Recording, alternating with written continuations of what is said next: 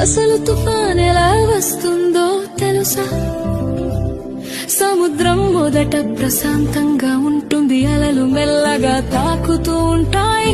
కానీ సూర్యుడు బాగా వేడెక్కితే సముద్రపు నీరు కూడా వేడిగా మారుతుంది. ఆ వేడి నీటి మీద ఉన్న గాలి కూడా వేడి అవుతుంది. పైకి ఎగురుతుంది, గాలి పైకి ఎగినప్పుడు కింద ఖాళీ అవుతుంది. అప్పుడు చుట్టుపక్కల చల్లని గాలి ఖాళీ నింపడానికి వస్తుంది. ఇలా గాలి ఎగరడం దిగడం మొదలవుతుంది. అలా తిరుగుతూ తిరుగుతూ ఒక పెద్ద చక్రంలా మారుతుంది.